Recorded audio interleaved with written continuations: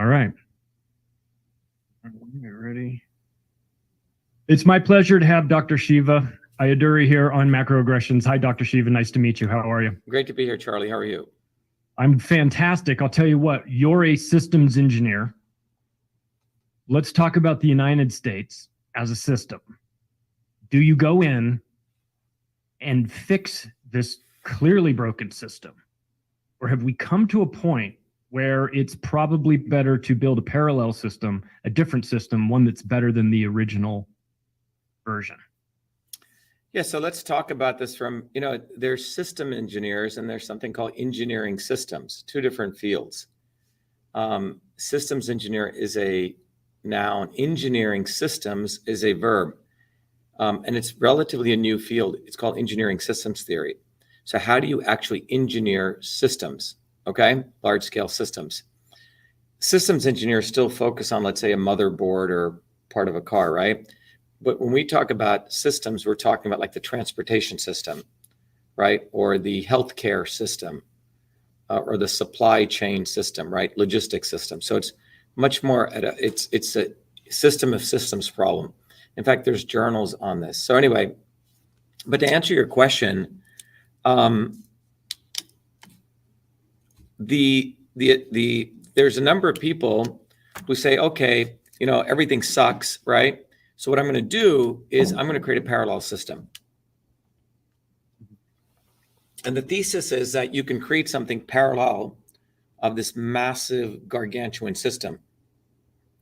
And in some ways, the elites want us to do that. They want us to spin our wheels. Let me give you an example. You take something like Whole Foods, all right, or Amazon. If you go look at that as a very interesting distribution system of food distribution system, the amount of technology, the amount of millions and millions of man hours that went into creating that beyond just any one individual is quite extraordinary, right? Which is operations theory. There's a lot of mathematics of how do you move, if you've taken a finance course, you'll take an operations research course. You have a truck and you want to move it from here to here. And there's many variables, the weight of the truck, shipping costs, sales taxes. How do you do that? Right? And you can do these OR nonlinear problems. That's just one example of the technology that Amazon solved, right? And then you have to go figure out how you organize workers, then how you do customer service, right? Packaging, inventory, right? These are systems of systems that they figured out. And all of these were not done by anybody. They were done by people, us, we the people, right? So, however, this immense amount of technology has been used not to liberate people, but to subjugate people at every level. So the bigger question to really ask I'll give you the long answer, but let me give you the short answer first, because it's important, is that simply thinking like I know a lot of people, I'm going to go start my own farm over here and do my own thing, right? Or I'm going to go off to Vermont, or I'm going to go start my ashram, right? And if you look at many of these people who try to do, and this is not something that's new. People have tried this in the 1800s, utopian societies. There's a long history of this. It's well written about. Many, 99.99% fail, because these systems are still living in this ecosystem of this larger existing inertial system, right? No different than if you take a big aquarium and you're a fish in there, and let's say the aquarium is polluted, it's not being cleaned, and you think you're going to go create your own subsystem over here. It's frankly impossible to do these things. That's why people have talked about a systems overhaul, right? How do you seize the means of production that were created by the people, originally for the people? And this has been the age-old question across, so the quote unquote, the liberal approach, the reform approach is to say, look, we don't need to perturb the whole system. We're going to just do our own thing over here. We're going to try to tweak it, right? If we get this person elected, something will change, right? So instead of hitting on the straight thing about, hey, we need a systems overhaul. We actually need to get rid of these people, and we need to have us, the people, operate these systems, which is now you're talking about a quote unquote a revolution, right? or what I would call in my book a phase transition. So people don't want to take on that problem. And so people try to skirt around it, okay? So even if you read the work of something like Marx or Adam Smith or Thomas Paine or any of the quote unquote revolutionaries, the issue of, and by the way, many of the people I've just mentioned of the time, some of them were well-meaning, some of them, but most of them were philosophers. They didn't have access to engineering system science to talk about this, which only came out in the late 20s or with the work of, my work is more recent, and previously to that, probably the work of Ilya Prigogine. But if you look at the lineage of this, the concept of really understanding systems, the dynamics of systems is very, very new. Probably the earliest was in the 1920s by the work of Norbert Wiener and Claude Shannon. But it's almost as though you want to build an airplane, but you don't have Bernoulli's principle yet. So you're going to ultimately fail. So you say, well, I guess I can't build an airplane. But when you figured out Bernoulli's principle, overnight we created airplanes. You could talk about having electricity and lights in your home. Maybe someone never even envisioned that. But when you solve Maxwell's equations, you could have that. We could talk about wireless communications. It may be magic to cavemen, but we do it. And this is because of Maxwell's equations. Who would have ever thought about this, right? That we would have this and we'd be communicating people with the speed of light. So today we think that, the concept of a systems overhaul of an existing power structure is impossible, right? We shouldn't do it, right? You can't do it. So we should just go start our own farm here, or we should do these parallel systems, but they're all going to fail because the immensity of what's been created, it's a $600 trillion economy that operates. The level of interconnections that they built into our own physiognomy, our own physiology, right? We're all part of this. To say that you're going to isolate yourself is frankly, it's not going to happen. I could do the math on it to show you why it can't happen, but there's a much greater possibility if we awaken the particles in the system to have a systems overhaul. Now, in order to do that, we're not going to be able to do that, Charlie, without having a physics to it. Just like we could dream all day we want watching birds fly, but up until that point, we got Bernoulli's principle, flight was seen as impossible. Think about motors and wireless communications until Maxwell or Faraday actually did most of the work. He was a working class guy. Maxwell got all the credit, like many things we'll talk about. That happens quite a bit. Yeah, and there's a reason for that. We should talk about that. These guys do not want a systems overhaul. So everything that they do, the intelligentsia, the academic education you get, is all about trying to say, oh, you can't do that. That's impossible. You can't do that. And that thinking pervades, quote unquote, liberal elites. And for example, the woke conservatives and the woke liberals are the same, Yeah. But the bottom line is, I think that is not the right approach. It's almost trying to subvert looking at the problem head on and trying to solve it. And what we have done here, my work has been to solve that problem. How do you do a systems overhaul that's effective? How do you create movements that can win? And, create that kind of momentum and energy to do that. It's physics in many, many ways. And that can only happen once you understand the relationship between the pursuit of science, truth, freedom, the ability to pursue science, and health. And the interconnection of all these three forces, truth, freedom, and health. And these are fundamentally forces. In systems theory, we would call them transport, conversion, storage. The transport of information, matter, and energy, freedom. The conversion of things from one form to the other. All sorts of crazy ideas that you apply the scientific method and you come to something called truth. That's actually a conversion process. Or the structural aspects, the infrastructure of something, which is what your health is. Now, these same three principles actually show up in ancient systems of Indian medicine, and they were called Vata, Pitta, Kapha. So I've actually discovered the science of creating a systems overhaul, which is fundamentally a part of system science. So that's been my journey, and we have to hit that head on. Look, if you look at when, if you want to take a quote unquote, if you look at when Marx died, Engels said the worst people in the world are Marxists. There's a reason for that. in Lenin's work, State and Revolution, he points out the fact that these people were using Marx, never wanted to, at the time of the Bolshevik Revolution, was these people called the Kautskyites. They thought, well, we don't really need to get rid of the Tsar. He's a nice guy. There's some way we could hang out with him and fix all this shit, right? Mm-hmm. They didn't want to hit it head on.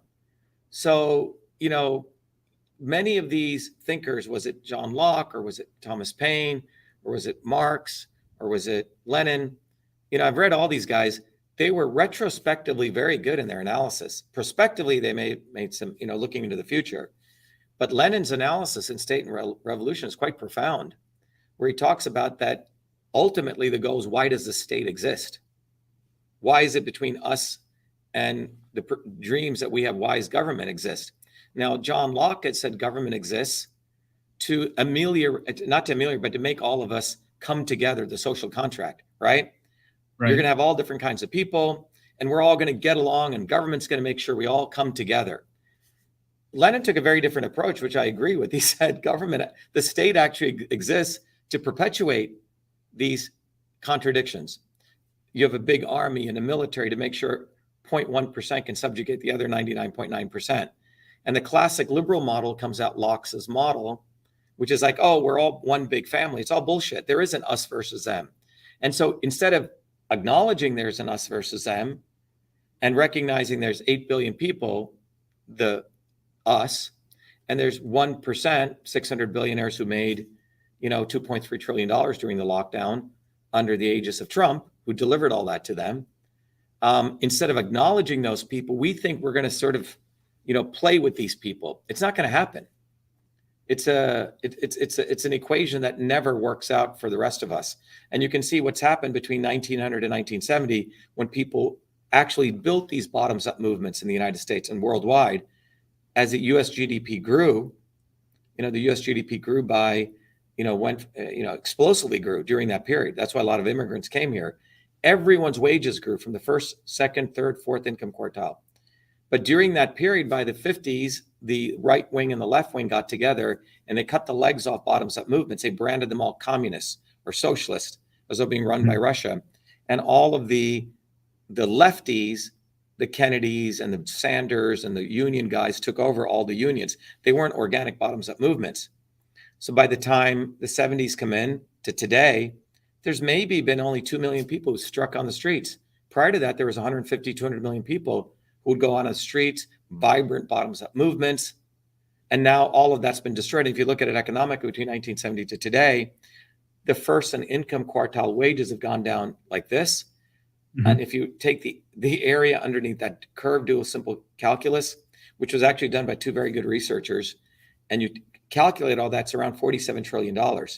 That's actually been transferred to the elites. So the first and second income quartile have actually funded, there's been socialism for the super elites, like Elon Musk. Yeah. Right? So these are the facts. Bottoms up movements win for people. When you have no more bottoms up movements, people lose. And that's what's been going on. So everything we're seeing in front of us, Charlie, is to brainwash people to not take the bull by the horns and build a bottoms up movement. And that's what we've done. I wanted to take that bull by the horn since I was 4 years old. Is that, how do you create these bottoms up movements? What are the physics? And our movement, our university, our technology, Truth, Freedom, Health, has figured this out. And just like you have a university where you study civil engineering, or you study mechanical engineering, or you study, aeronautical engineering, we've created a university how you study liberation engineering, or revolution engineering, or systems overhaul engineering. And that's what needs to be done.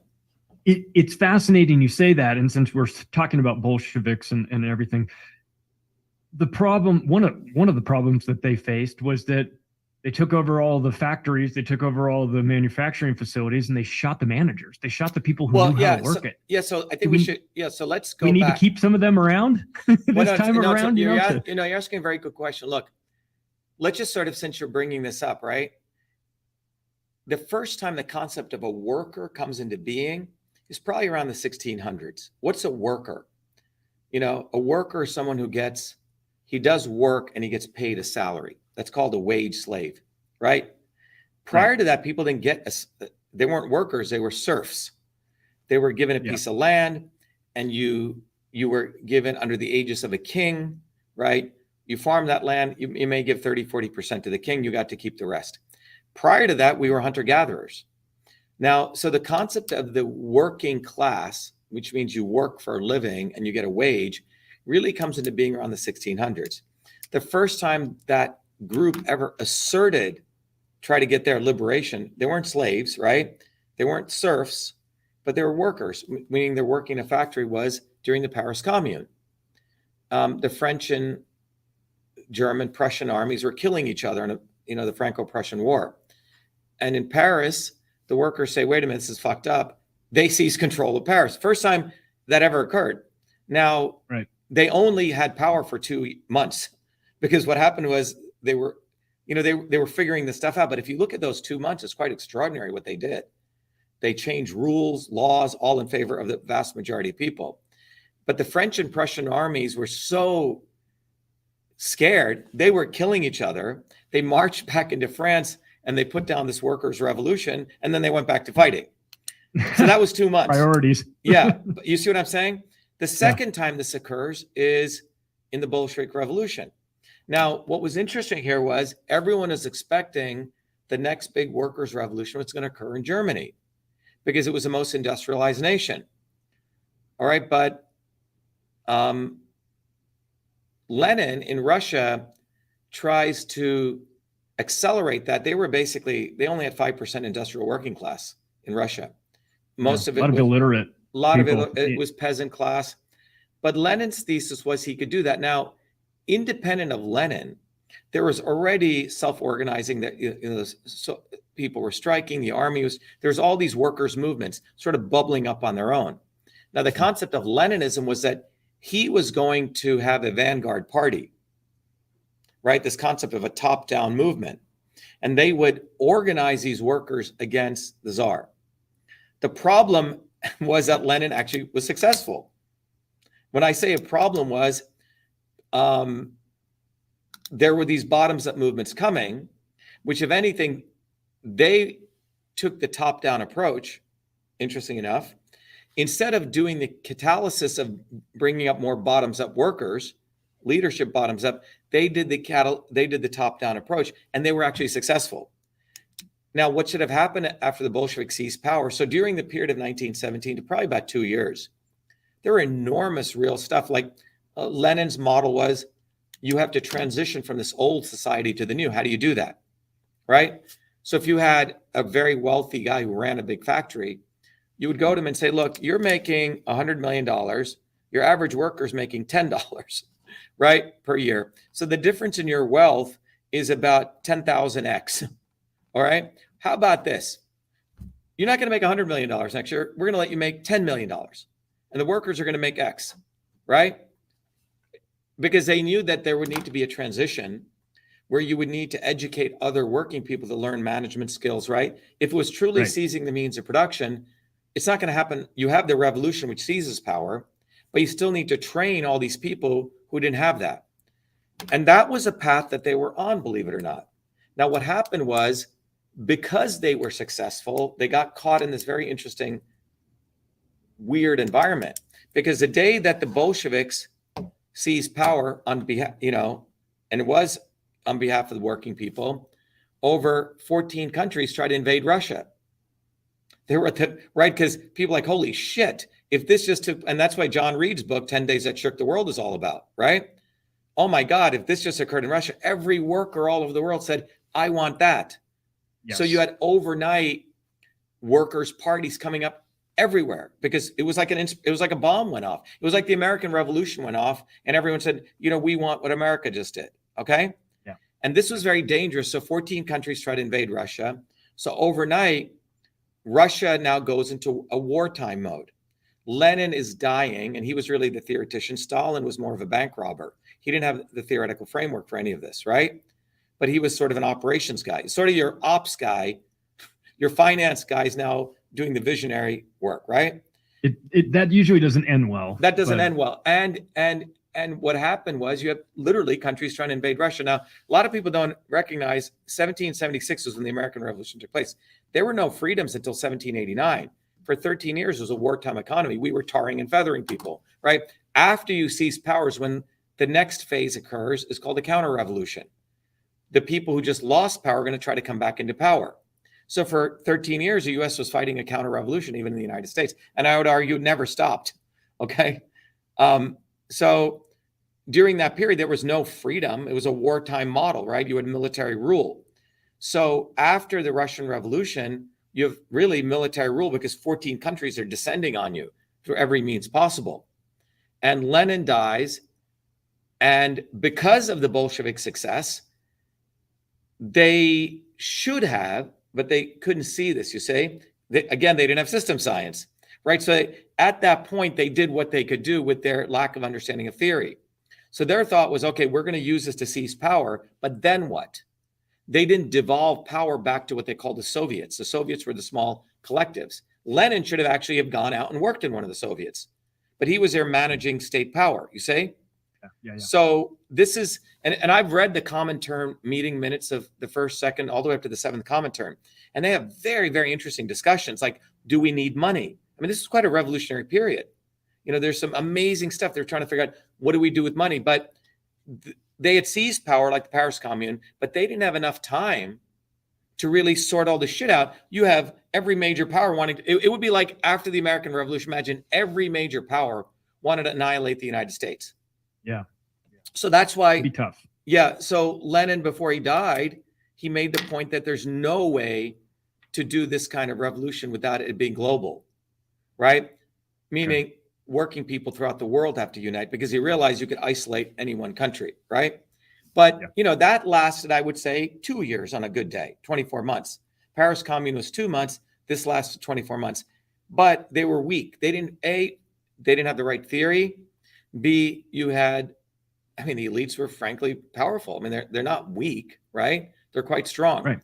So my view is that, you know, I've studied this. I've been fascinated by this from an engineering system standpoint. And from my view, you have to have the right theory. And so I've been in search for the theory. When I wrote System and Revolution, in many ways, it was sort of saying, okay, what is the systems? What are the dynamics of the state, which is a system? And if you want, and what is a revolution? And I came to the conclusion, from a system standpoint, a revolution is a phase transition from a system vibrating at one state to vibrating at a different state, right? And phase transitions occur very quickly. You know, like a transistor, right? It goes one point to another point, no different than states of matter. You go from ice to water, not like ice and water don't occur over long periods of time. It's at a particular temperature, 0 plus, you get water. At 212 degrees Fahrenheit, you get steam, right? And then you go to plasma at some other temperature, right? So these phase transitions occur at very fast. So phase transition is overnight. A revolution is not something that's extended over long periods of time in many ways. Now, the issue is, what do you need to do to cause that phase transition to occur, right? Yeah. And in my view, it is raising consciousness. I mean, there's a reason a lot of people don't study this. I mean, but it's about raising consciousness. When you have enough people vibrating with a certain thought pattern, that's when a revolution occurs, or a phase transition. And that's why I'm a big proponent of it. That's why I believe education is ultimately, my great grandfather was a poor, indentured servant slave. He said, revolution is ultimately the education. So my intention is to educate people on the dynamic, which is what I've spent my lifetime discovering. Teach people this and have them teach other people this. What the dynamic reveals when you study control systems principles is, for every goal you try to achieve, which is, okay, I want a systems overall, I want a new kind of thing that, supports 8 billion, not the few, you're going to face a disturbance. And that disturbance is what I call, it's a two-headed beast. The obvious establishment, where they use open fascism, and then the not so obvious establishment, where they create the fake heroes and the idols. And you can go back to the time of Christ, Sadducees and the Pharisees, or in the modern world, people like Robert fucking Kennedy and Donald Jackass Trump, right? These people are created. I'm convinced it's all theater. And I have a lot of evidence to show this. That Oh, I agree. It's pure theater, right? So Yeah. they know they've studied, I mean, just like I'm studying this and I've spent my life, they have people over at the Kennedy School of Government or Fletcher School of Law. They have PhDs saying, how do we fuck over people? How do we gather data? How do we keep the masses in a box, right? And that's why system science is so powerful. Look, I used to teach it at MIT, the #1 institution in the world. Hundreds of thousands of dollars people pay to go there. But I realized that system science is like fire. And like Prometheus bringing fire to the earth, system science is what I want to do to liberate humanity. And it's raising people's conscience. Once people understand system science, it's just obvious that Kennedy's full of shit. He's so part of the establishment, it's right in front of your face. And then it leads to the conclusion, okay, I get that. What do we do? The only conclusion, we have to now build these bottoms up movements with the historical scientific data, looking at what worked and what didn't work. Okay, the Bolshevik Revolution. Okay, what happened that was good? What happened that didn't work? Okay, the American Revolution. What kind of revolution was that? Well, it wasn't a workers' revolution. It was a merchant revolution. But at that period, it was an advancement. Overthrowing the kings and queens was definitely it was a phase transition. We went from feudal society to capitalist society, right? Right. But all of these systems have their own life because they ultimately degenerate, because everything in life goes through some evolutionary phase, right? The adolescent becomes the adult, and the adult goes through senior, all these. So capitalism, in many ways, this is a question among revolutionary thinkers, has capitalism reached its natural conclusion, right? And what's the next phase transition that will take place? Yeah, what's the boiling point or freezing point? Yeah. Or the vibrational. So this is a fascinating question. And what the theory reveals is that nothing is destiny here. So a lot of people will ask, well, I'm just going to wait until the shit hits the fan, and then we're all going to rise up, right? It actually turns out that theory is a false theory. The reason it's a false theory, as you study history, is oppression actually oppresses people. It's not like you pressure people, like you put a dog in a corner and it bites back at you. People actually are a little bit different. They're emotional beings. Their brains, their frontal lobes can go through a plasticity. They can become what's called learned helplessness. They can say, I guess I can't do anything. I see how bad the world is. So step by step by step. So people are living in a home. Maybe they go out, live outside. Maybe they go back, live in the forest, and we start living like animals. And I believe those in power know this. So they know. So just like, this iPhone is an engineering system. It's not like, Steve, it's not like we waited one day. Oh, well, look, now we have iPhones. Someone had to bring together the science, the physics, right? And we had to use the human mind to organize this. So, change actually is organized. Revolutionary change also demands a revolutionary science to understand how you create this change. We're not going to be able to do, fusion without understanding all the thermodynamics that are needed, right? Right. So there's a physics here. Unfortunately, we are dumbing down people, so people don't learn math. They don't learn physics. But math is racist. What's that? Math is racist. Now. Oh, is it? Yeah.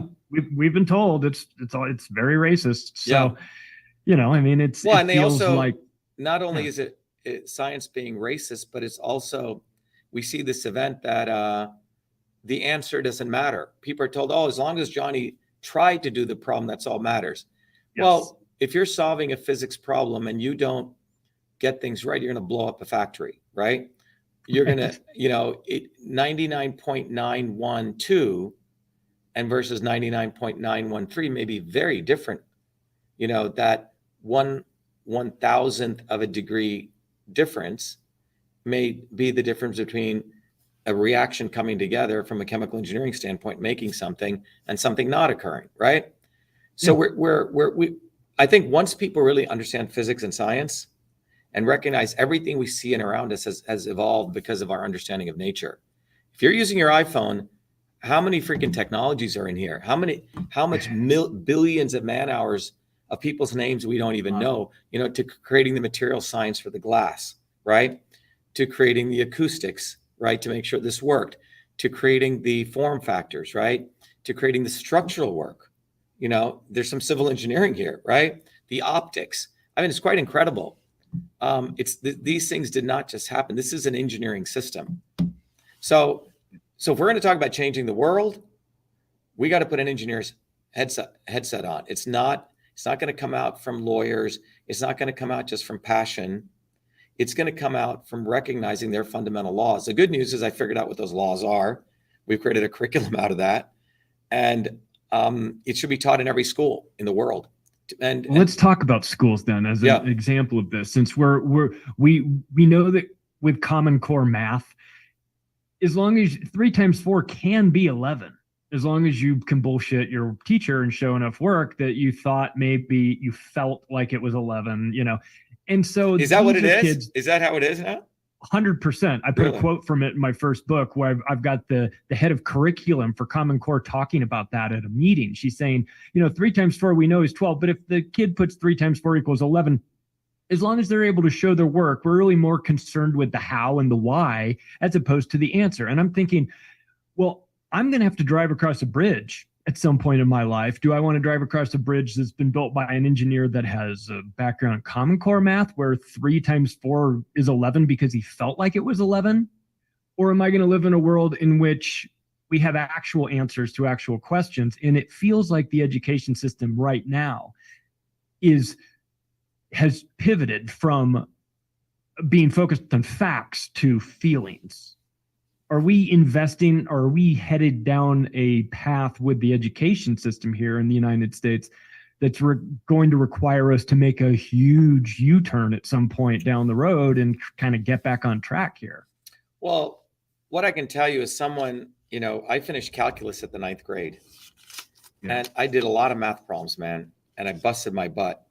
And I had a chemistry teacher who was Mr. Walker, who won, I think, one of the presidential awards. But when he was teaching me chemistry, he was holding down 3 jobs.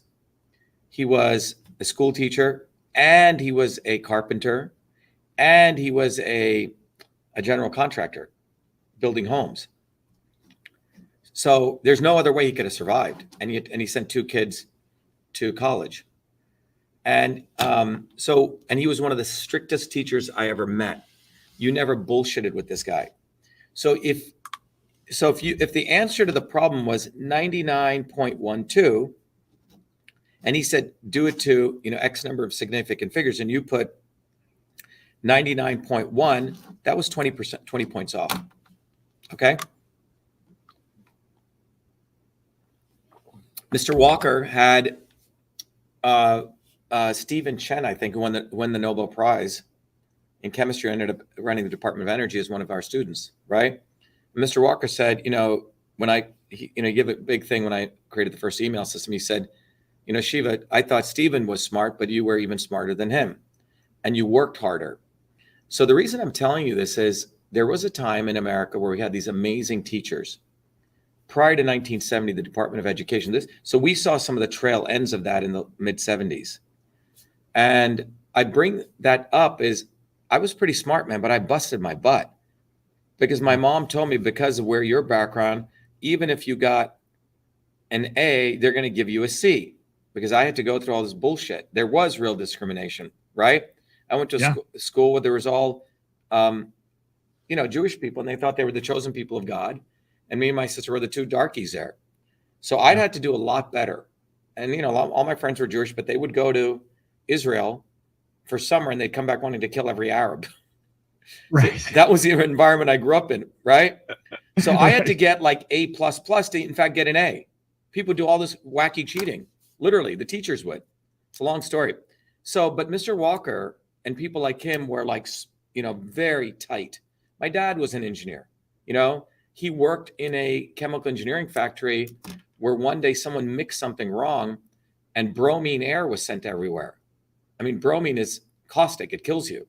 My dad actually ran in, almost died, and shut the gas off. So I know on a very personal level how the engineering that you do and the math you do affects everyday people. So these people who are doing that are fucking morons. And this is why we have assholes, dickheads like Kennedy and Trump, and even this other Indian dude. See, as I started getting my stuff out there, they had to go find brown guys, if you notice, to put out there. this Yeah, idiot Vivek. And by all accord, a very good podcaster just put this out. The guy went and knew a drug was going to fail.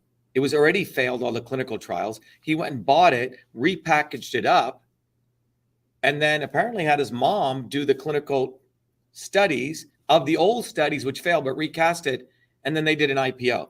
So you have basically scam artists now running the world. Professional scam artists. You'll fit in nicely in Washington. That's what I'm trying to say. But the problem I think they have is we've created a movement, and guys like me were supposed to sell out, Charlie, right? Yeah. And I never forgot where I came from. And in 2020, all that work we did, I know, we're the ones who called out Fauci first. While fucking Kennedy was promoting lockdowns and Trump. We're the ones who exposed the election systems issues. We're the ones who exposed the backdoor portal into Twitter. And so I want to just mention that what's happening right now is, and this is sort of an important thesis here, is that the elites, the swarm as I call them, are so fearful of independent innovators and thinkers like myself. Independent meaning not independent like independent thinking, like an independent journalist. I mean independent of them. Like we don't owe anything to them. We don't owe anything monetarily. We're not in their clubs. We don't are obsequious to them. That's what I mean. We're not slaves, mentally, emotionally, financially, anyway. So the elites really hate independent innovators and independent thinkers. Every one of them, Fucker Carlson, Donald Trump, this guy Bhattacharya, they found a bunch of Indian guys. Okay, I can go through the list.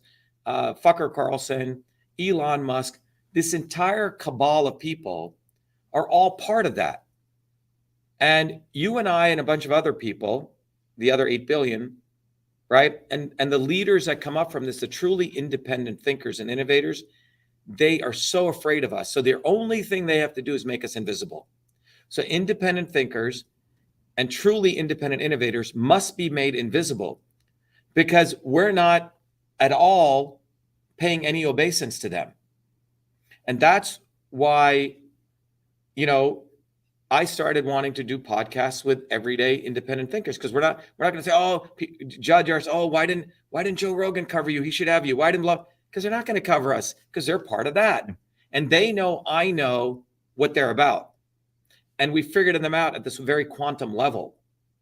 And so if you take any one of these guys, take Booby effing Kennedy, really take him and look at him. His words are like a script, right? He's part of this. He comes from the entire Kennedy royal lineage, who are all bullshitters. The Kennedys are just made up.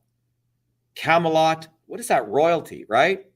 They're bootleggers, they're every bit as dangerous as the Seagrams guys that were bootleggers too back in the day. Right. The Zionist lunatics that want to rule the world. I mean, I don't trust anybody that comes out of the system. That's what I'm trying to say. But these guys merged it with entertainment, Hollywood, and public relations. So they started learning, and this is a craft of the not so obvious, to create fictitious heroes, to make themselves up who are all part of this. And everything they do is fiction. It's all scripted. Kennedy, he had photographers, John F. Kennedy, walking around with him. I mean, this guy had venereal disease.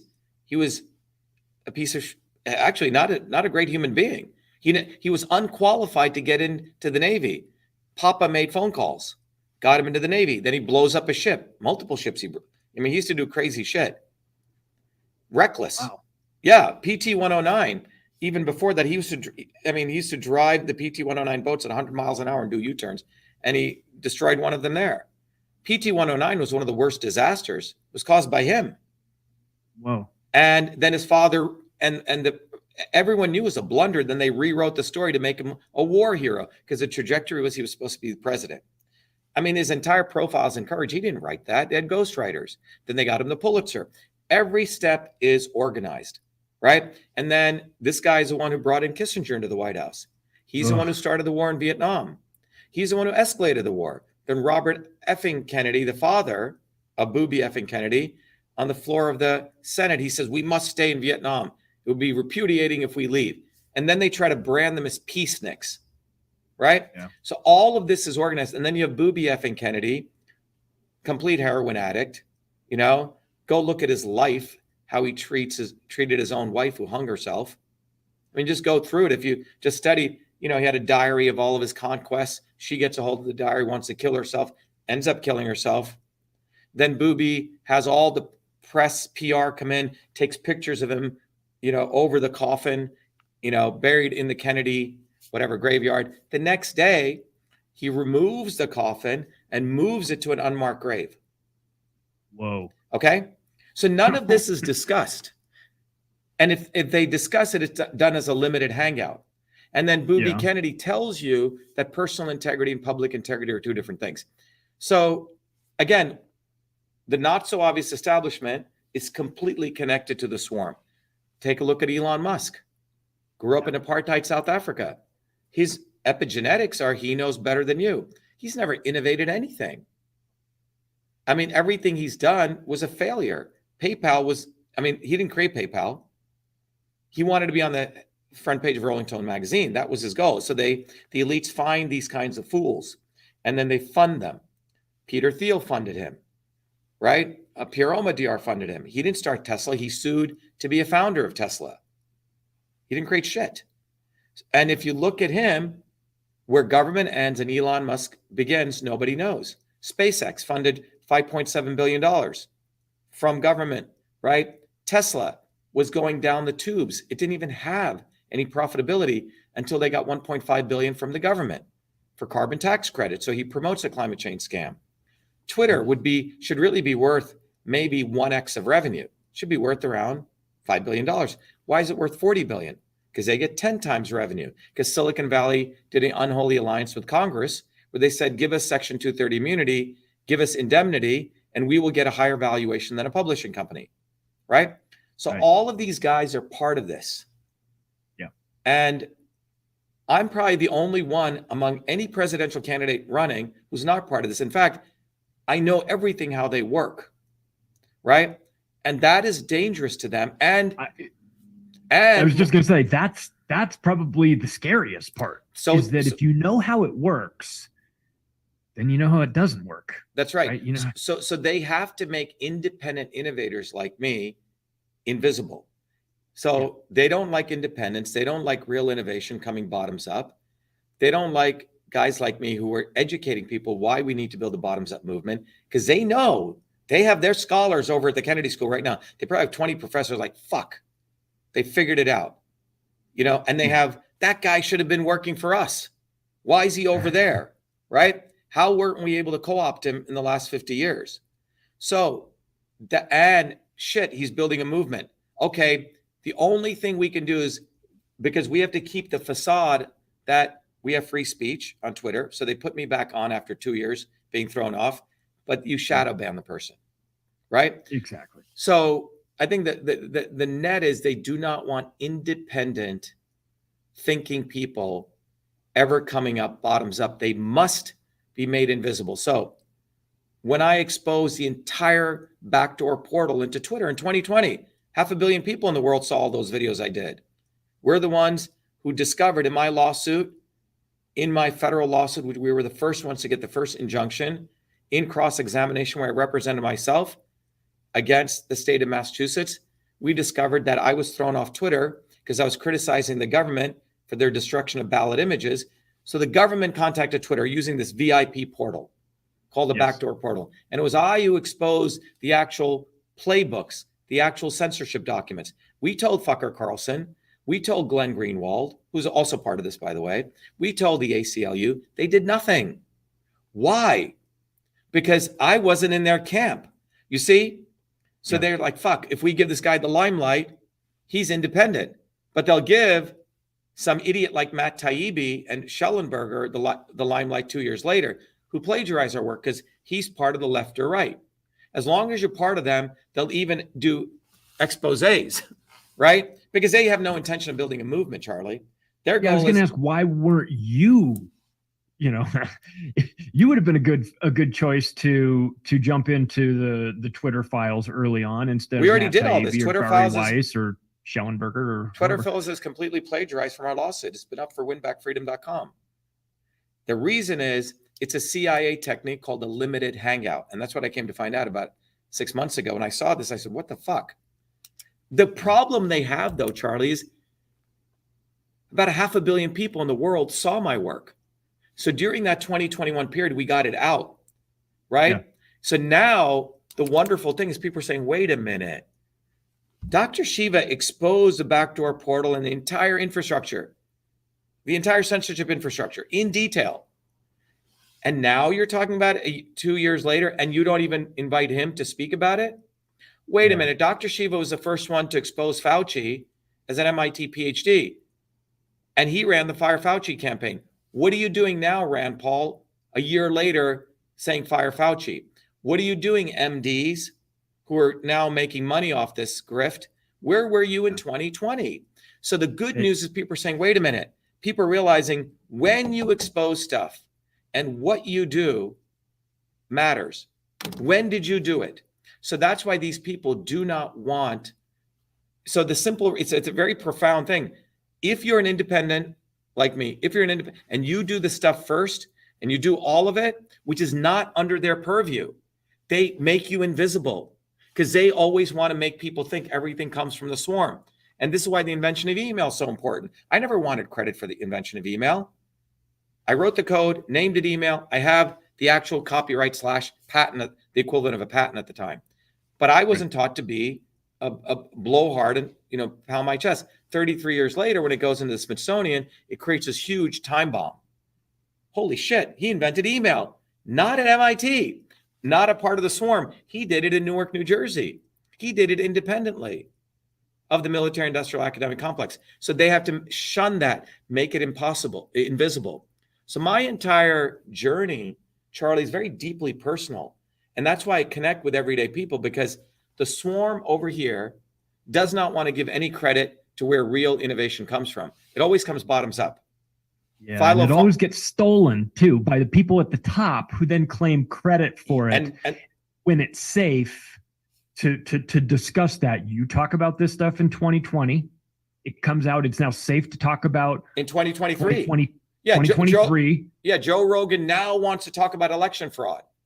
Right. Where the fuck were you, in 20? Exactly. Now, and that's why I believe Trump, Kennedy, Rogan, Musk, these are all actors. They're fucking actors. And in fact, if you go through, all of them are connected with less than 1 degree of separation to a guy called Ari Emanuel. I am, Endeavor. His brother is Rahm Emanuel. Ari Emanuel is Trump's agent, was Trump's agent. He's Joe Rogan's agent. I mean, they're like blocks away from where the Kennedys live. For those that don't know who Ari Emanuel is, but pop culture, the television show Entourage, in which Jeremy Piven played Ari, who is always screaming and yelling. That's Ari Emanuel. It's exactly. Based on Ari Emanuel, based on the fictional character, based on Mark Wahlberg, whose agent was Ari Emanuel. Yeah. So if you want to be anyone, if you want to be anyone in Hollywood, you better suck off Ari Emanuel, or you're done. Oh yeah. Okay, and you better suck off Endeavor and William Morris Agency. That's who they and be were. careful, but because they're IDF connected as well. So yes, by getting in bed with them, you're getting in bed with a foreign. It's very, very important to say this. Ari Emanuel, Rahm Emanuel are all part of the Zionist establishment in the United States.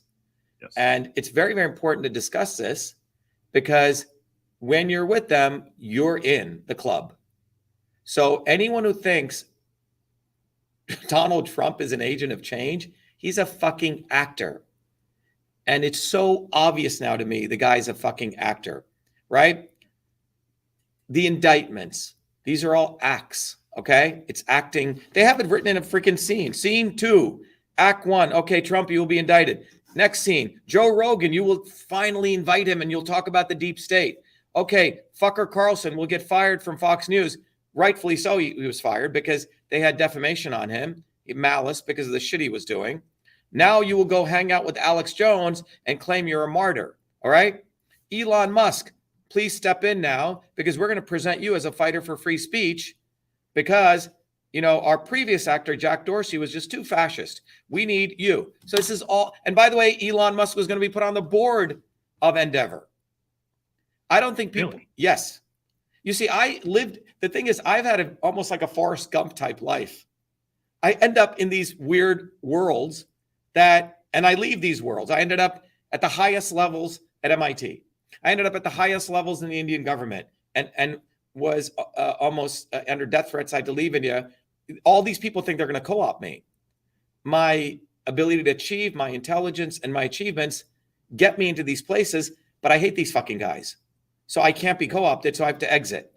So I've had many, many worlds that I've been in. But because I never forgot, Charlie, where I came from, because I have great reverence for people like Mr. Walker and these working class people, and I hate these fuckers, I haven't been co-opted.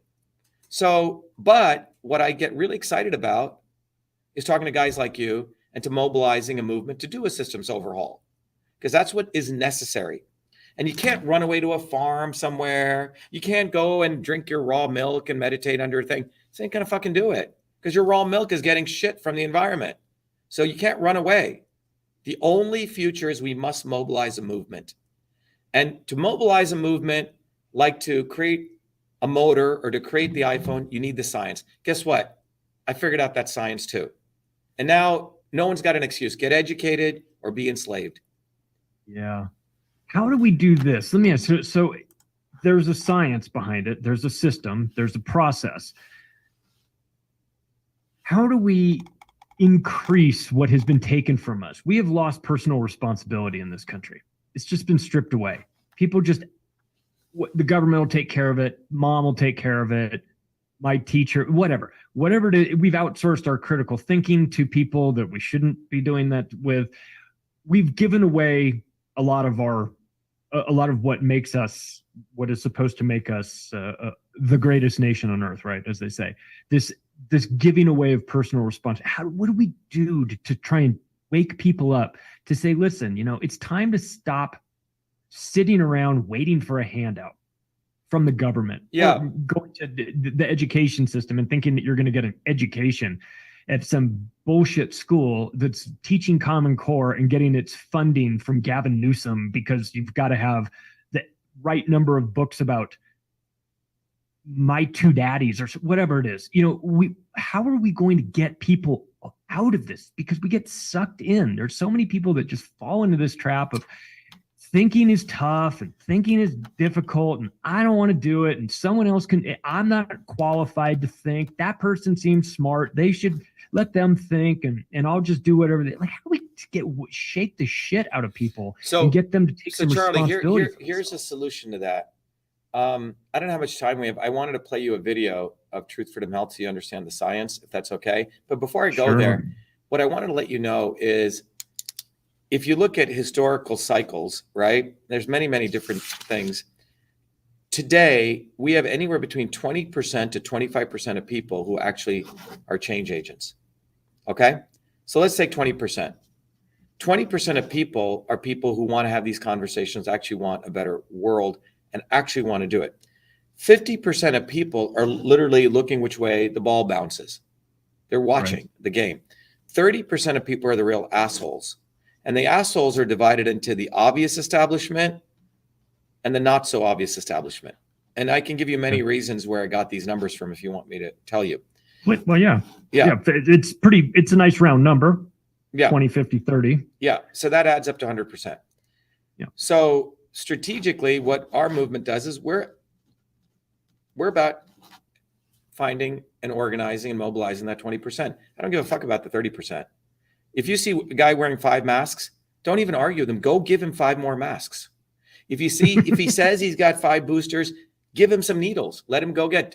A lot of people, the 20%, the mistake they make is with some family member, they're arguing with them and then get worn out. And then they get depressed. They go, fuck, the world sucks. No one's listening to me. Well, you're talking to a bunch of people who are never going to change the world anyway. The 50% will move when the 20% is mobilized. So this is the physics of it. It's like a magnet. If I drop a bunch of iron filings, and if you want to move that magnet, you can't just move it too fast, right? It's not going to move anything. You have to get enough, movement so you can clump up enough, the 20%, and then it'll drag the other 50% along. And then you'll have a bunch of shit that's left behind. Okay? There's a physics here. There's a dynamics, a system's dynamics. So once we understand this, you make very clear decisions. And this occurs in a lot of business organizations. You start a small company and you have a bunch of assholes. You got to just fire them overnight. And a lot of people, oh, wow, that sales guy's really good. You know, he just brought me in sale, but he's a fucking prick. He's gossiping. He's going to destroy your organization. It doesn't matter what the short-term thing is. You got to get rid of them. So the 30% need to be decimated mentally, emotionally, and spiritually. Okay. Mentally, you can't deal with them because they will drain you. So, so the first step is the 20%. Now, to organize that 20%, there's a physics. I want to play this video for you and your audience because I see this. This is not. Let me play this. I think I can. I have to share my screen. Yeah, I enabled you. So. Oh, you did. Okay, thank you. Let me go over here. Can you see this? You can see my screen. You can see my screen. Yep. Yes. Okay. So here we go. We have allowed our country to be taken over from within, and the end goal is you will have a homogenized world where we will become slaves, because there is a condition among the elites that really thinks they're better than you, deep down inside them, that you don't deserve the freedoms you have. They don't. This reality is what people need to wake up to, and we need to all unite, working people. There's only one movement that can do that. And that is the movement that we started creating here in Massachusetts, the movement for truth, freedom, and health. Look, I've been a student of politics since I was a 4-year-old kid, studying revolutionary movements, left wing, right wing. There's a physics, there's a nuclear science to destroying the establishment. To build a bridge, you need to understand Newton's equation. You need to understand the laws of gravity. You need to understand Poisson's ratio. There is a way to build a revolution. And that's why I put this together. My goal is to train an army of truth, freedom, and health leaders. We don't need followers like social media. We need leaders, but they need training because the educational system does not teach them history, nothing. So in 3 hours, that's what I've started doing. That's the solution. We got to train people. First, with understanding what a system is, the dynamics of all systems that affect nature. The second is understanding the interconnection between truth, freedom, and health. Freedom is the ability to move freely, communicate freely, talk freely. Without freedom, you cannot convert ideas, hypothesis into truth, which is science. And without freedom, you can't really get to truth. And without truth, you make up fake problems and fake solutions, which means you destroy our health. And without health, which is the infrastructure of us and our body, you can't fight for freedom. Truth, freedom, health. Third concept is it has to be bottoms up. Working people, people who work uniting. And what the right wing has done is whenever you say working people unite, that must be communist. Meanwhile, they've let the Democrats run unions, which suppress workers, completely corrupt. But when you look at the arc of American history, it's been when working people came up. We need to go local. Every solution I'm coming up with as a part of this movement, we're giving the science, which is the truth, and then we tell people what they can do on the ground. Like with election fraud, you don't need to wait for some lawyer. Our goal is to train people to go local, to go local, to go local, fight locally. Forget lawyers, forget politicians, forget celebrities. You got to learn politics, and there is a science to it. They lock us down, we should be ready to shut them down. And the fourth part of this principle is the not so obvious establishment. So when you look at a system, there's always something that disturbs you from getting to your goal. Well, the biggest disturbance is the not so obvious establishment, which are those people who claim they're for you, on the left and the right. The Al Sharptons who tell black people I'm for you. The Tucker Carlsons.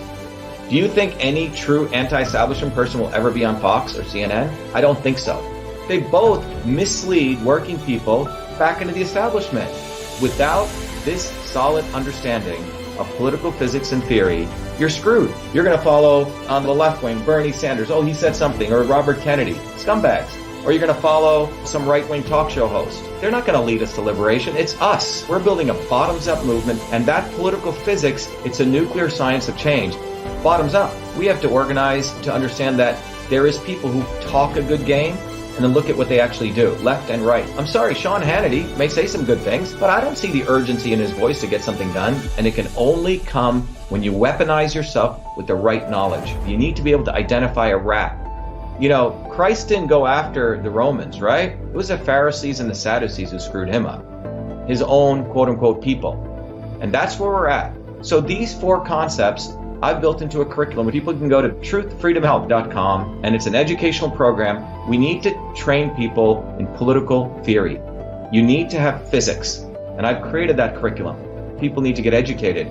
We need to get educated fast. And within a half an hour, I can teach people. 2 years of MIT control systems, I teach people those concepts. Then I apply it, anyone can understand it. And then you say, oh, I got to build a bottoms-up movement. They have to get politically astute, and then they have to go locally and act, not sit there on social media. They have to act locally, defy locally, do civil obedience locally, but with knowledge on how to build a movement. And the Senate campaign's expanded to the Movement for Truth, Freedom, and Health, and they can find it on truthfreedomhealth.com. So people can sign in, they can get access to a bunch of videos. If they want to take a course and become a Truth, Freedom, Health leader, I offer a full scholarship there. But we want people to make a commitment that they'll study, that they'll get certified, that they'll go do activities on the ground. So go to truthfreedomhealth.com.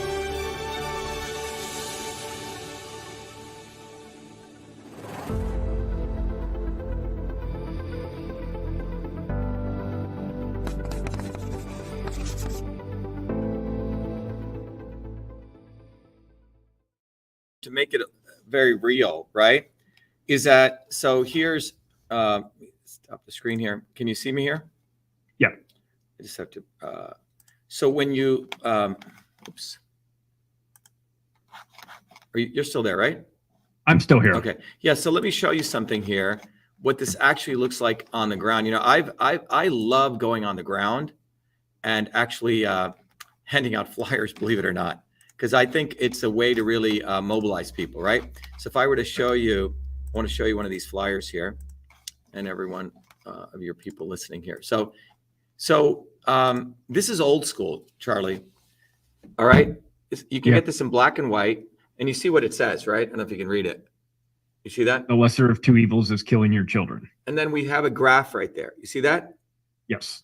So this graph is the entire campaign. It basically says, look, the life expectancy of your child is going to be less than you. And this has been occurring since 1980. It is not just COVID. All right. It's a systems problem. It's a whole bunch of things. Income inequality, people being under massive amount of stress, right? Physically, emotionally, families breaking up, right? Obamacare, right? The transfer, it's a whole bunch of things. And those systems issues, I mean, what we say here is we say since the 1980s, the policies of the swarm, and I did this video everyone should see called The Swarm. You probably saw it. It's a good video. It really explains who the elites are. The elites across left and right, Republican, Democrat, have destroyed America's life expectancy. The rest of the world will follow this same pattern. Every child on the planet will have a shorter lifespan. This is by design. This is what happens when we vote for the lesser of two evils. It's time for a systems overhaul. It's time for us to build a movement bottoms up, led by us. All right.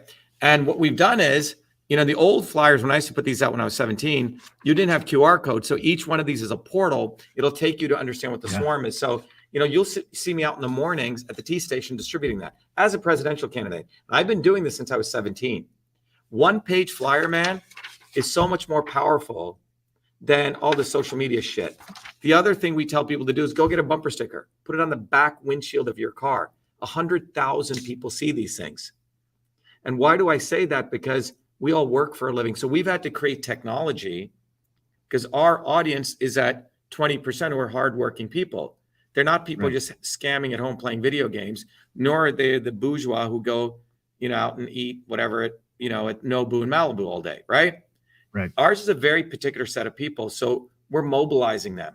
And the mobilization is the technology, which is we give people the theory, right? Then we give people the assets, so they can actually go engage and meet other people. And then we tell people, look, it's a lot of work. You know, my Thursdays are typically like a 20-hour day. You know, we do a whole open house for all of Europe and the rest of the world from 11 a.m., you know, and then I do one at 8 p.m., you know, and they're typically 3-hour open houses from 8 p.m. to 11 p.m. for Asia and well as the United States. So this is a long game and a short game. It's to start that wave occurring, right? To catalyze that.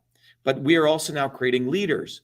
So we have leaders all over the world right now. People just come from backgrounds we not only They get the, the reason I want to play that video is I want to encourage everyone that you don't have to go to MIT and spend 30 years like I did to understand system science.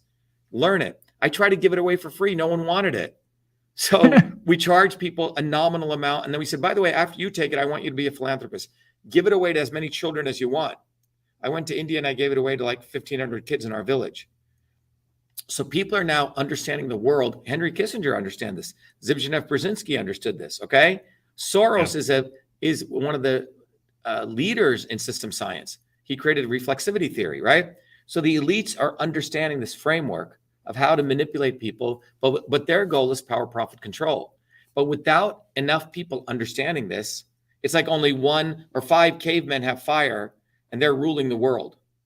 So the goal is to unleash fire, but it begins with education, Charlie. And that's why we have to do this. But so what I encourage people is go to truthfreedomhealth.com, become a warrior scholar, come to our open houses, download this flyer. We've open sourced it. Go to your library printer. Some libraries allow you, steal, rob, whatever you want. Get these flyers out, give them to your family and friends, because it lays out what the problem is, what is the swarm, and what you have to do. So that's the future, man. This is 1880, 1920s. And that's what they don't want to occur. Think about this, man. The last time there was a real powerful bottoms up movement, you know what it was? It was occurring during the great upheaval, late 1800s, early 1900s. And boom, this pandemic comes, okay, which was called the Spanish flu. Yeah. The elites know, they have all the data. They know a bottoms up movement is coming. So that is why they are so insistent now. I mean, I had 250, 300,000 followers before fucking Kennedy was on Twitter. I mean, before I come back on and my followers went from 300,000 views per day down to 5,000 views per day, and he's amplified. I mean, It's so obvious, man. So the bottom line is that they do not want one of us building these bottoms up movements. So they have to impose their heroes on us, fake heroes. Oh, we're going to give you Trump. We're going to, in fact, make him look like he's a martyr.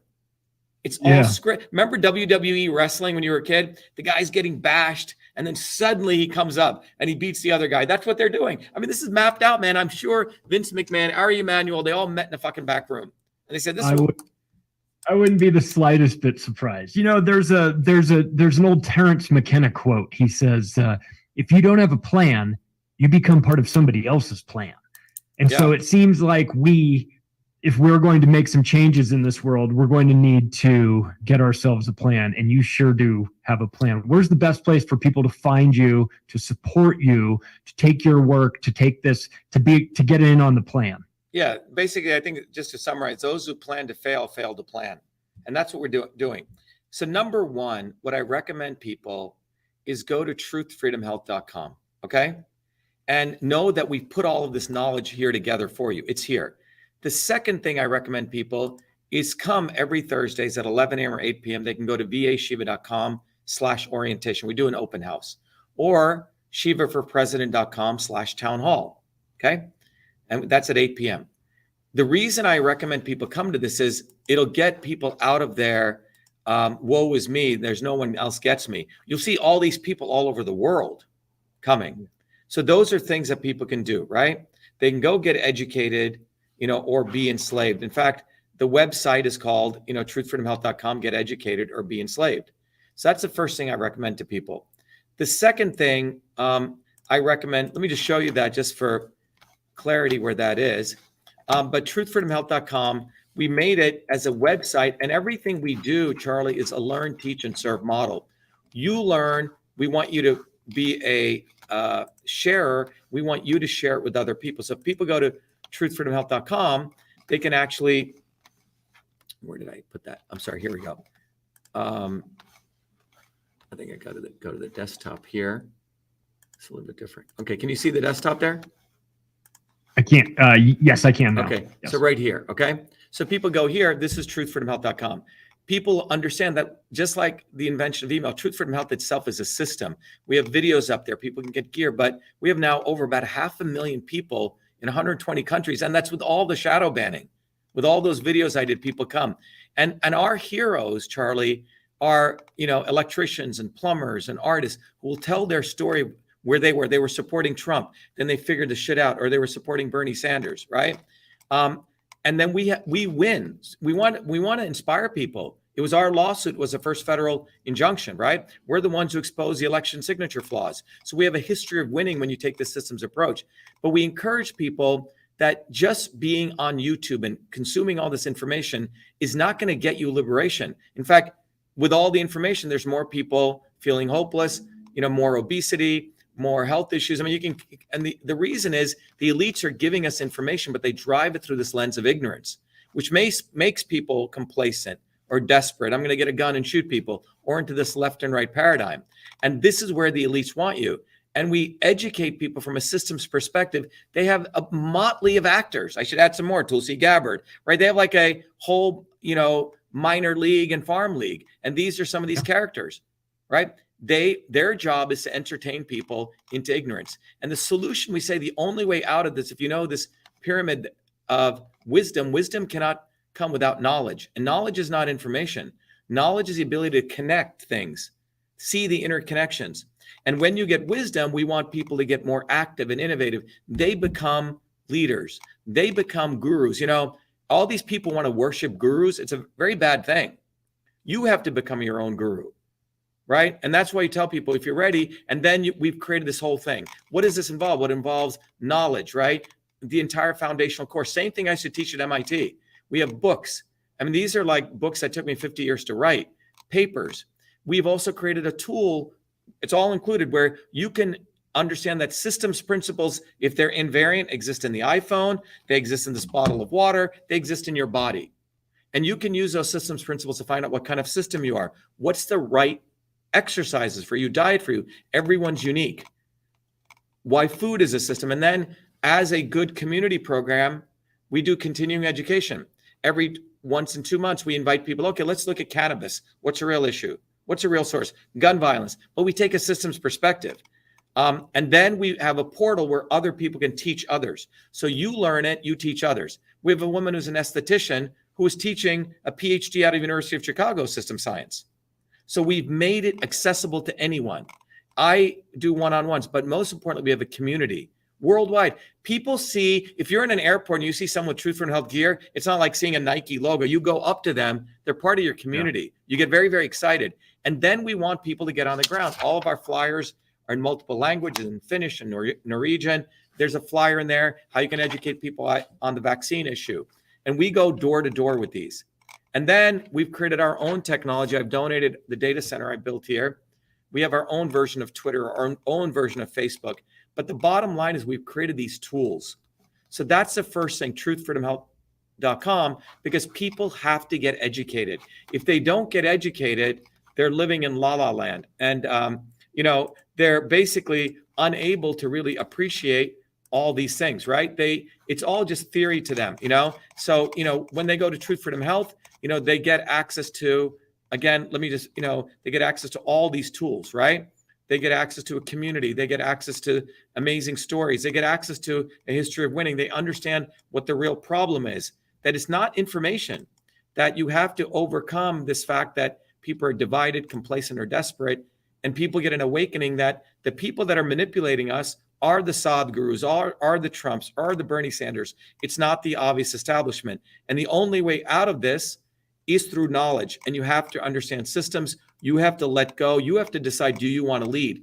And to your point, Charlie, we don't need everyone, okay? 20%, right? And so they take the course. They have access to the books. They have access to the community. They get truth. They get healthy. They get more freer. And so we walk the walk in this. And it's a deliberate process. It's a lot of hard work. This should have been done eons ago, right? Our parents should have done this, but they didn't. So we have to do now this hard work of rebuilding these movements. The second thing is I decided to run for president. And that goal, Charlie, was to give people a real alternative, right? Not the left versus the right, the obvious and the not so obvious. So people can go to shivaforpresident.com. Again, a simple action. We all work for a living. If you don't have time, just take a little bumper sticker, put it on the back windshield of your car. Why? 100,000 people see it per day. So you think you do that for 300 days, you get 30 million views. That's more than you get on Twitter. The more Adventurous person can go, we've open sources, download the flyer, go to your local grocery shop, meet a friend, hand this out, say, look, this is what's really fucking going on. Look at that curve. It's like, it distills everything. It doesn't matter any of these fools, whether it was Reagan, whether it was Biden, whether it was Clinton, whether it was Trump, they've all contributed to this destructive. This is not life, liberty, and the pursuit of happiness. So we've gotten our messaging very tight, and we go, and that's why we say we need a systems overhaul. You cannot be electing one idiot or another idiot or Trump or Kennedy or Biden. We need a systems overhaul. So fortunately, I'm here. We have a movement. So the issue is like, you can't moan. And so it's a very interesting thing, because if people are coming to us now in 2023, man, they're really bright people like you. Like we had a guy who's a medical doctor out on the West Coast who had seen a video with fucking Rogan, who gives, and he knows I'm around, he follows me, he gives Kennedy 3 hours. If he gave me 30 minutes, probably half of Joe Rogan's audience would leave because they'd realize how much bullshitting he's been doing. But this guy saw Rogan and he goes, oh my God, Kennedy was great. And then somehow, and hopefully that's why someone will come across this video, Charlie, but he saw Rogan's video, my video where I'm attacking Rogan, exposing everything I just shared with you, parts of it, and exposing Kennedy. And he goes, for 2 days, I couldn't sleep. I had cognitive dissonance, but I realized everything you were freaking saying was on target.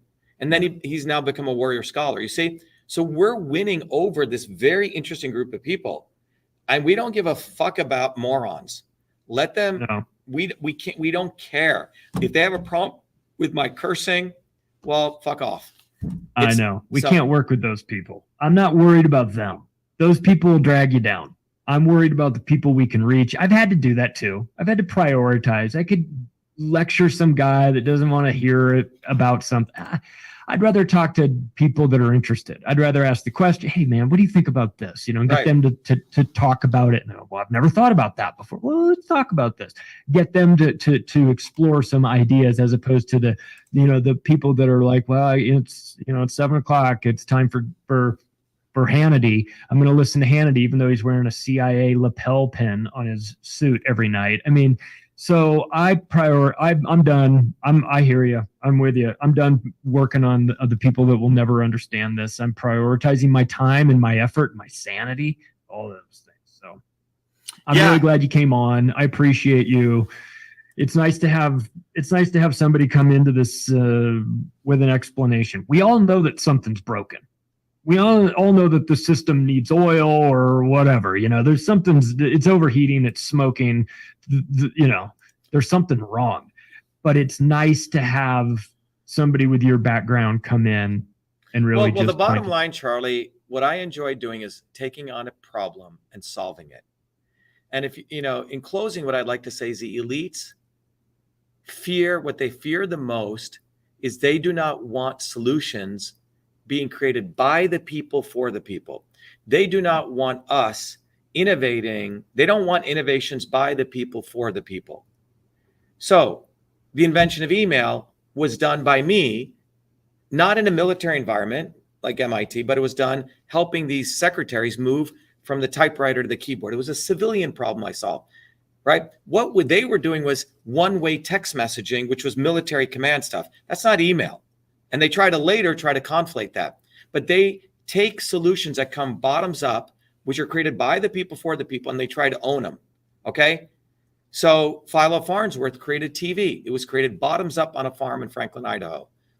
Maxwell's equations, ultimately, Michael Faraday was a working class guy. He's the one who figured out a lot of this stuff. So anytime things come from one of us bottoms up, because all great things actually come from the edges.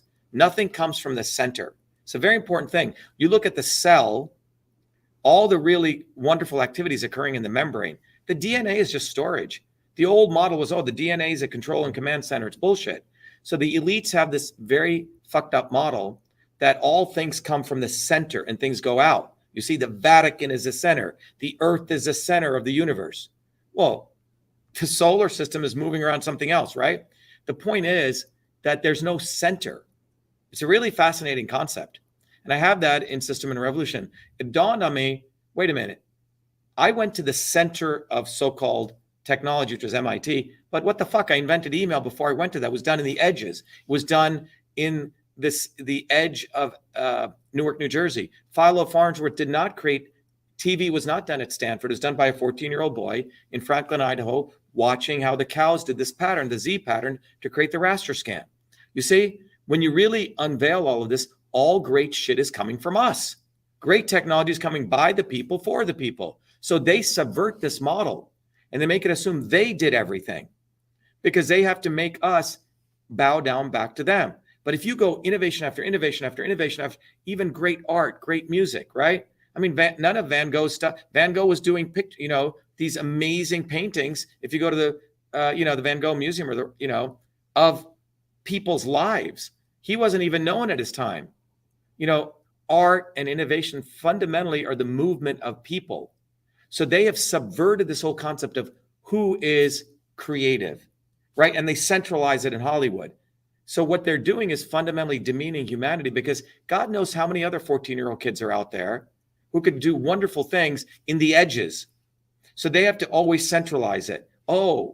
So when I look back at my own history, I did shit before I came to MIT. In many ways, MIT and Harvard and all these institutions, they actually go recruit these working class kids. They bring them to the center, put their stamp of approval, and they co-opt them. And they say, see, we did it, when all the shit was actually done before them.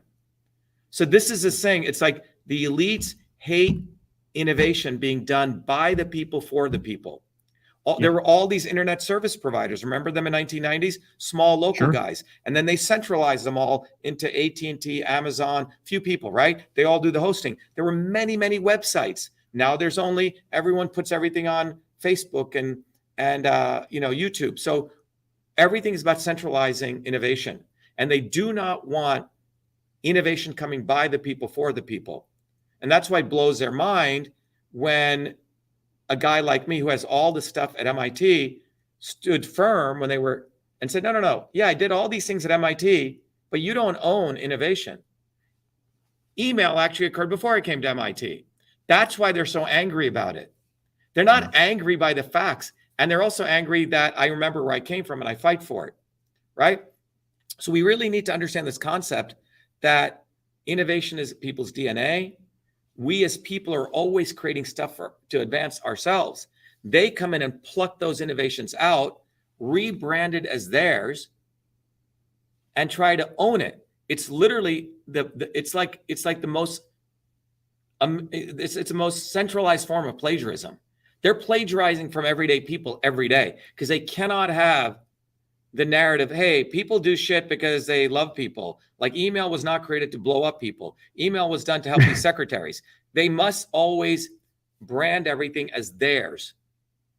Like great art must only come from them. And a lot of, not that great art's coming out anymore. Listen, that we had a president who said he was going to make America great again. And a lot of people believed him, you know what I mean? So people can fall into these traps, but I'll tell you what, for everybody that listens or watches this episode, I tell you what, they're going to feel like me. Like as soon as they're done here, they're going to go run through a brick wall. We can do it. We can take the power back. That's Dr. Shiva, everybody. Follow his work. All of the links will be down in the show notes for people that want to connect with him easily. If you like this episode, take the additional step right now of sharing it with your friends and family. Get the word out, just like Dr. Shiva was talking about. If you want to connect with me, the website is theoctopusofglobalcontrol.com, or you can find me on Twitter at macroaggressions. Thanks, everybody. I'll talk to you again soon. Thanks, Charlie. Great Recording work. stopped. Oh, Shiva, you killed it. My God, man.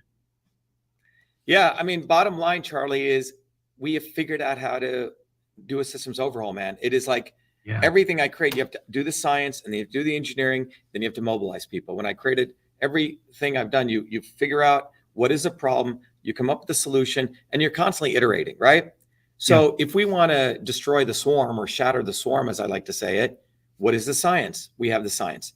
How do we mobilize people? How do we educate people? And people need to be motivated. If they keep seeing that they're losing, that's why we have the community. That's why we do the open house. And that's why we decided that we put the winnings, like, hey, look, we did this and we did this. We exposed Fauci first. People say, wait a minute, these guys are they black magicians? Why are they able to see the future? And anyone can do that once you understand systems principles.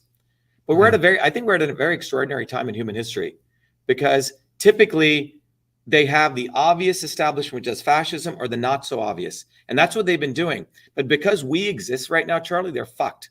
And they know that. Yeah. And so their only thing is to make me invisible. But everyone who's watching this can say, wait a minute. The fact that fucker Carlson doesn't cover us shows them fucker Carlson's full of shit. Why didn't he cover us 2 years ago? He's the one who did the most important federal lawsuit. Why didn't Trump, March 2020, they can see the letter we're sending to Trump. Fire Fauci. We gave him 120,000 signatures. Why are doctors coming 3 years later? Like, what is all these people now getting with the program? When it's safe. Now it's established to be a little bit critical of this. Right. Mistakes were made. They go to the Rumsfeld. Mistakes were made. We're not living in the past. We're charting a course forward. Right. We can't dwell on the past. And you're like, no, I got plenty of time to dwell on the past, especially with regard to COVID and the vaccines and the lockdowns. I got all the time in the world to dwell in the past and bring these people up and make sure that nothing like this ever happens again. Yeah. And I think then you have to see what's happening now. What's happening now is what we're talking about, predicting the future. What's happening now is they're teeing up the not so obvious establishment, the Kennedys and the Trumps, to sucker people back in. And they're saying all the right things. 90% of it's stolen from us. When I decided to run, first call I got a few days later was from Trump's office. Hey, what are you up to, Dr. Shiva? What the fuck am I up to? Like, that's what do you mean? What am I up to? I'm up to taking. I'm up to cutting your legs out from under you. That's what we need to do. That's what I'm up to. That's what we need to do. And the nice thing is we have the system in place to cut their legs out, and it's all built. We just need to grow it. There you go. I'll let you go. All right. I appreciate Thanks, you. Man. Be well. I'll send everybody the links when it's up. Thanks so much, Doctor. Be well. Thank you for all your work. Okay, Be bye. well. Bye-bye. All right, everyone. So that was Charlie Robinson. I want to play you a video before we sign off, and we'll see if there's any questions. Just remember, everyone out there, go to shivaforpresident.com. Do it for yourself and your family. You have a real alternative, which is you. We've created an amazing movement, Truth, Freedom, Health. This is a movement. We need to get on the ballot in every state. The simple thing you can go to is go to shivaforpresident.com, order one of these bumper stickers. They're like $5. You can get more, give it to your friends, but make sure people put it on the back of their windshield. 100,000 people see it. Educate your friends and family. Go to the download section on shivaforpresident.com. Get this flyer, download it. And this flyer you can give it to anyone on the planet. It brings up this fundamental pattern that we need a systems overhaul. They have, as a graph shows, your child right now in the United States will have a shorter lifespan than you. And this is something that's gone on for 60, 70 years. This is not just happened overnight. And it's the policies of the swarm. It's the policies of the elites that has done this. And if you're going to vote for the lesser of two evils, you're basically committing suicide. And frankly, I would say sort of a long-term murder to your own child, because you're cutting their lifespan short. We need a systems overhaul. We have the way to execute that systems overhaul, and it's you. How do you start? Become part of the campaign? Go to truthfreedomhealth.com, become a warrior scholar. And finally, come to our open houses that we do on Thursdays at 11 or 8, and also come to the town halls that I do at shivaforpresident.com/town hall, shivaforpresident.com/town hall. I always like to inspire you guys. Let me play you our campaign video. It's a great video. Here we go. Who would have ever thought I'd be running for president of the United States of America? I was born a low caste untouchable in India's caste system, a system of aristocracy, oppression, and racism. My name is Dr. Shiva Ayyadurai.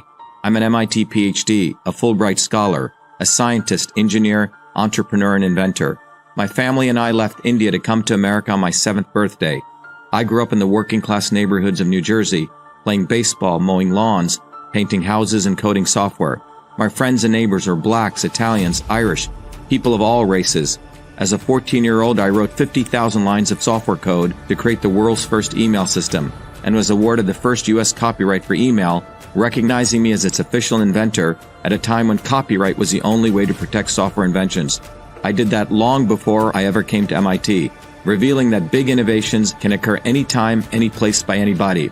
Growing up, I saw politicians dividing us by race and religion in both America and India, to have us fighting each other while they remain safe in their gated communities and in their playgrounds of Hollywood, Martha's Vineyard, and Silicon Valley. I'm a fighter. I fought racism and exposed their imperialist wars, fought for workers, and put my life on the line against global corruption. I never wanted to run for political office. All that changed when I saw working Americans as never before being duped by the establishment and the not-so-obvious establishment. Across left and right, we were being sold out and made to forget why we came to America and why America existed. Lawyers, academics, billionaires, celebrities, and politicians, elites, Clintons, Kennedys, Bidens, Obamas, Bushes, black and white have hijacked America. They printed trillions for their friends. They delivered crumbling infrastructure, corruption, and racism. They've transferred trillions to themselves, dividing black and white, fear-mongering, and fake science. Lockdowns and censorship, dirty air, food, and water, pushing drugs upon us, making us sicker. We've been sold out. One set of rules for them and another for us. We deserve a warrior with a history of courage in putting everything on the line for you, who believes in you, not them, who has created a movement bottoms up for truth, freedom, health. I've exposed their lies at the right time, never waiting until it was popular. I've exposed their false gods who exist to lead you back to them. I've exposed their fake science of lockdowns and masking and provided you solutions to fight them and win and protect your immune system, saving millions. I exposed Fauci, galvanized the Fire Fauci campaign when others remained silent. When they stole our election, we sued the government and Twitter in our historic 2020 federal lawsuit, exposing in bare view the government and big tech censorship infrastructure, the unholy alliance between government and social media companies. Where was Elon and his grifters? They stood by the sidelines and did nothing. They did not use their megaphones to help us when it could have made a big difference. Now our movement grows for truth, freedom, health, independent of all of them. Every day, millions are learning the science of systems, the knowledge the elites do not want you to have, so you may learn how to think, stand up, and fight, independent of the establishment of left and right and their fake heroes. Now it's time for you to join the movement, to win back America, to win back truth, win back freedom, win back your health. That's why I'm running for President of the United States. This race is about you. This race is about truth, freedom, health versus power, profit, control. We've had enough. They think we'll fall in line and vote again for their lawyers, celebrities, billionaires, and chosen ones from above. We choose our heroes from below, from the rank and file, who do what is right at the right time, not when it's convenient and popular. They can never represent us. What America needs is a movement by the working people, for the working people, who are educated, organized, decentralized, and fight for independence from their systems of control. And that movement exists. It's ready for you. We don't need them. We need us to go bottoms up, neighbor to neighbor. My journey, your journey are all the same. It's our time. It's time we had one of us. It's time to win back truth, freedom, health, to win back America. Be part of this historic movement, all the way to our victory on November 5th, 2024. If you're an American citizen, pledge your vote now for Dr. Shiva Ayyadurai, the independent candidate for U.S. President. No matter where you live, you can be a part of this. Volunteer as little as 20 minutes a day. Don't delay. This is Dr. Shiva Ayyadurai, and I approve this message, paid for by Dr. Shiva for President.